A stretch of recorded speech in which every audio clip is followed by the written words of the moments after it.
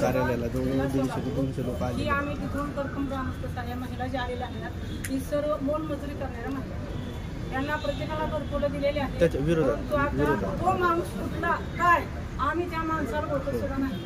त्या माणसानं ना जी त्यांनी त्यांच्या गावातलं बघावं, त्यांच्या तालुक्यातलं बघावं. आमच्या गावातलं बघायला आमच्या काम चालू आहे, ते व्यवस्थित चालू आहे. सरपंच आहेत समर्थ, तालुक्यातील लोक आहेत समर्थ. त्यांनी आमच्या गावात अजिबात तोंड खुपसू नये आणि आमच्या गावात त्यांनी करू नये आणि आमच्या गावात एखाद्या सांगितलं असलं त्यांनी नीट आधी येऊन पाहणी करावी, पाहावे आपल्याशी आपण आधी पाहावे आपण तिथं काय झाले ती आणि मग परत विरोध करावा. काय न पाहता हवेत उगत काहीतरी बोलायचं, उगत काहीतरी अफवा उठवायची, ही सारं चुकीच आहे. सर्व बाहेरच सत्य नाही, काही सुद्धा नाही त्यात सत्य. तर तुम्ही हे सारी शासनाला आमची एक विनंती आहे. आणि जी शेतकरी झाले तिथे जी शेतकरी आहेत ती सारी शेतकरी तिथे उभा राहून त्यांनी काम करून घेतले. का चुकीचं काम का शेतकरी चुकीचं काम करून देतील तिथे त्यांनी लगेच तक्रार केली असती. इतक्या दिवस त्यांना त्रास होता, त्यांचा त्रास दूर झाला तिथला. आणि ही त्या विरोधकांनी कोणी काय लावण्याचं चुकली काय आपल्या कोणाचं नाव घ्यायचं आहे त्याच्यात. पण त्या जी माणूस जे कोण तिथं विरोधक आहे ना ती काय करतोय सांगतोय त्याने आमच्या कर्कमध्ये तोंड खूप सुरू एवढी आमची त्यांना विनंती आहे. आम्ही काय त्यांना भांडण करत नाही काय नाही, त्यांनी फक्त त्यांच्या गावातलं पाहावं, त्यांच्या तालुक्यातलं पाहावं.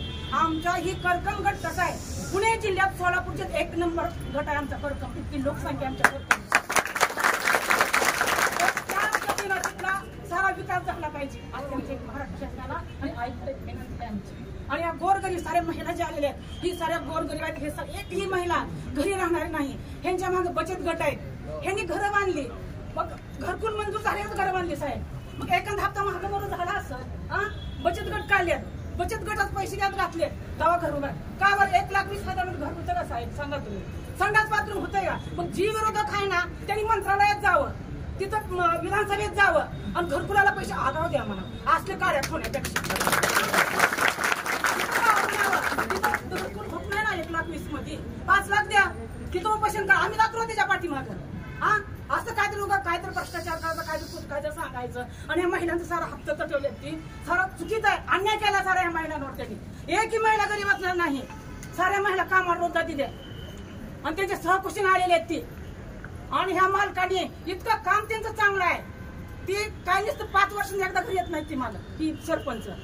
पुन्हा सुखात दुःखात सारखं सहभागी असतात ती. आणि त्यांचं काम चांगलं चाललेलं त्या माणसाला पटत नाही, गावाच्या विरोधकांना पटत नाही म्हणून ती काय तर काड्या खावते ती.